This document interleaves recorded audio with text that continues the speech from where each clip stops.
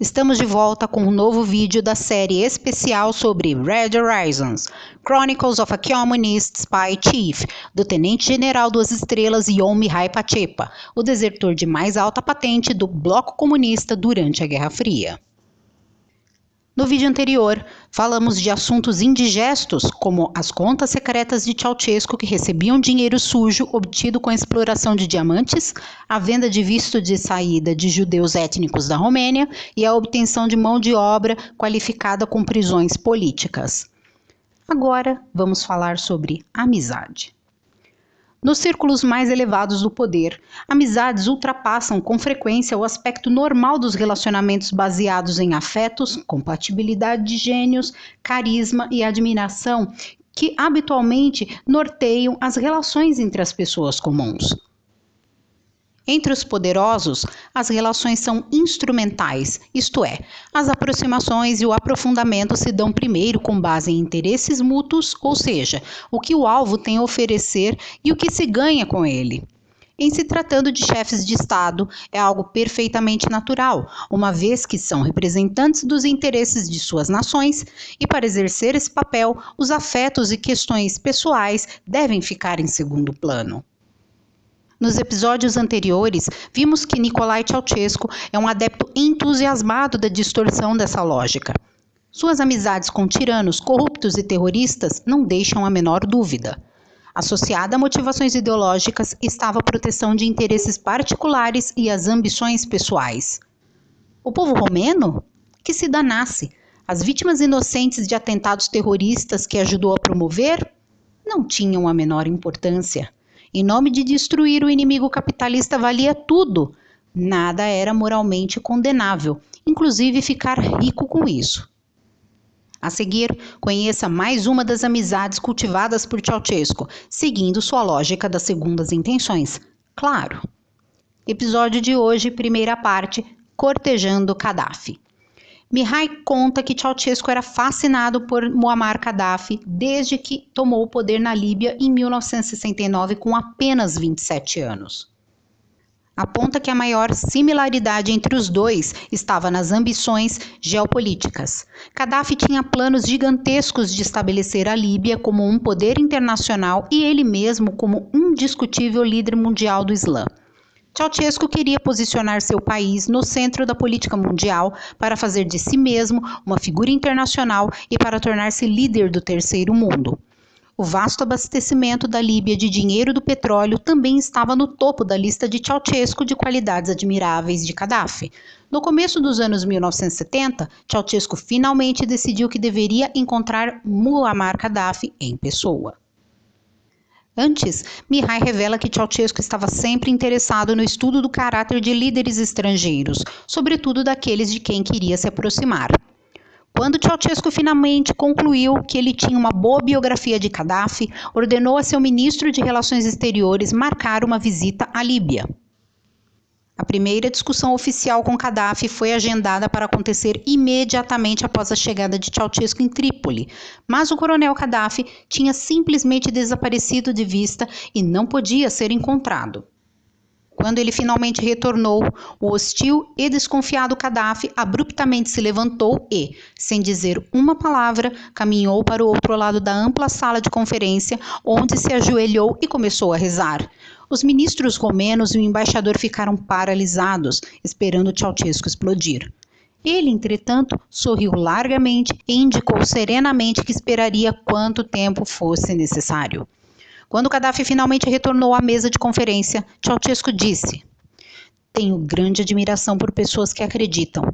Você acredita no Corão, eu acredito no marxismo, mas ambos acreditamos na independência dos nossos países. Você jogou fora as bases americanas, eu a soviética. Você está construindo um país muçulmano independente e eu um marxista independente. Devemos nos ajudar." Gaddafi passou longos minutos olhando Ceausescu nos olhos. O resto da reunião então continuou sem incidente, Gaddafi passando aquele dia todo com seu convidado romeno. Totalmente contrário ao seu padrão normal, Ceausescu não falou em todo aquele dia. Ele simplesmente ouviu atenta e admiravelmente a Gaddafi. Quando os dois líderes tinham terminado sua agenda conjunta, Ceausescu informou Gaddafi que seu ajudante pessoal de campo e seu avião presidencial tinham que voar de volta à Romênia e retornar durante a noite para trazer-lhe um importante documento. Na manhã seguinte, Gaddafi chegou pontualmente, uma ocorrência incomum naqueles dias. Quando os dois líderes se reuniram, Ceausescu tinha uma grande, antiga caixa de prata entalhada em suas mãos. Abrindo-a, ele tirou um livro muito velho, escrito à mão. Abre aspas. Esse é o original manuscrito da primeira tradução do Corão na língua romena, feito centenas de anos atrás. Temos apenas uma cópia, mas eu tenho apenas um irmão de verdade. É para você guardar, meu irmão. Fecha aspas. O coronel Gaddafi mergulhou avidamente no velho livro. Visivelmente tocado, ele literalmente não conseguia falar. Eventualmente, ele balbuciava. Meu irmão, você é meu irmão pelo resto da minha vida. Ao mesmo tempo abraçando Ceausescu vigorosamente. O Corão manuscrito foi o presente que Ceausescu tinha planejado o tempo todo para Gaddafi. Guiado pelas sensações que captei de Gaddafi, não havia nada que o fisgaria melhor que o nosso antigo manuscrito do Corão. Ele explicou a Nicolai Doikaru e a mim. Doikaru era o chefe do DIE naquela época, e ele estava pessoalmente comandando esta operação. E nada, Ceausescu continuou, o impressionaria mais em relação a mim que presenteá-lo espontaneamente como se fosse uma reação à força de sua personalidade. A estrutura para o transporte do Corão a Trípoli tinha sido planejada muito antes de Ceausescu deixar a Romênia. Depois daquele dia, Ceausescu não se absteve em nada nos seus esforços para impressionar Gaddafi. Ele abriu as portas da Romênia para líbios entrarem em suas universidades e enviou milhares de professores para a Líbia para ajudar Gaddafi a satisfazer suas ambições de exterminar o analfabetismo e criar uma nova inteligência devotada a ele. Um grande e moderno hospital foi construído, equipado e provido de médicos romenos. A máxima de Ceausescu, o dinheiro gasto com Gaddafi em breve pagará gordos dividendos, provou-se correta. Gaddafi tornou-se um dos amigos e aliado mais próximo de Ceausescu. Pouco tempo depois, ele estava pedindo a Ceausescu juntar-se a ele em sua Revolução Verde, destinada a transformar os desertos líbios em terras agricultáveis, como eram durante os dias da antiga Cartago, quando a Líbia era um importante celeiro para o Império Romano. A Revolução Verde previa não apenas uma campanha nacional para fertilizar a terra, mas também a transformação dos nômades beduínos em fazendeiros. Com os dólares de Gaddafi, a Romênia construiu fazendas por toda a Líbia e fez uma fortuna. Até aqui, você aprendeu como um chefe de Estado ou um ditador se vale de serviços de inteligência e da análise psicológica dos seus alvos de interesse, antes de iniciar uma aproximação. Quando você entra na mente e no coração de alguém, sobretudo dessas pessoas cheias de poder e com egos maiores que a Torre Eiffel, poderá tirar delas coisas muito valiosas para o seu proveito. Na segunda parte do episódio de hoje, entendam o que, em nome de alguns interesses comuns, Líbia e Romênia faziam para conspirar contra o Ocidente e promover o terrorismo internacional. Episódio 7 de Red Horizons, segunda parte. Passaportes americanos para a Líbia. O ano de 1974 marcou o início de intensiva cooperação entre as forças de segurança romena e Líbia, e a troca de passaportes estrangeiros era seu aspecto mais importante. A fim de montar atos terroristas no exterior sem envolver Trípoli, as forças de segurança líbias acumularam uma vasta coleção de passaportes que haviam sido confiscados ou roubados de estrangeiros trabalhando ou viajando pela Líbia, bem como aqueles tomados de trabalhadores árabes indigentes que haviam morrido no país. O DIE recebeu muitos de tais passaportes, que foram usados em operações terroristas executadas pelo OLP. Em retribuição, o DIE deu a Trípoli passaportes americanos e outros passaportes ocidentais que o DIE tinha falsificado.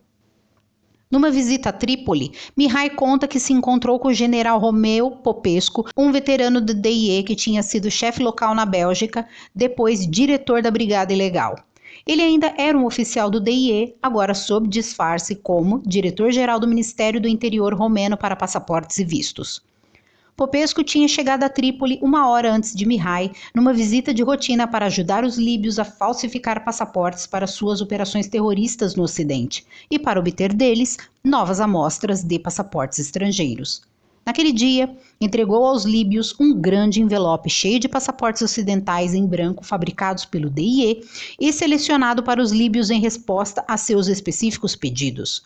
Além disso, presenteou os amigos com diversos carimbos para vistos de entrada diplomáticos ou de turismo de vários países estrangeiros, usados por postos de fronteira para marcar a data de entrada ou saída, com amostras de tinta usadas em cada país para cada tipo de carimbo e assinatura, junto de instruções para seu uso, pois alguns países usam tinta vermelha às segundas-feiras, outros podem usar uma azul fluorescente às sextas-feiras. Pois bem, entendeu como certos atentados eram facilitados? Criminosos com ficha internacional, alguns com ordem de prisão, podendo viajar livres e desimpedidos graças a documentos falsos emitidos por governos de outros países. Bem, encerramos aqui agradecendo a audiência. Inscreva-se no canal, ative as notificações e fique ligado! No próximo episódio da série especial sobre Red Horizons, Chronicles of a Communist Spy Chief, vamos detalhar os negócios comuns entre Ceausescu e Gaddafi. Até mais!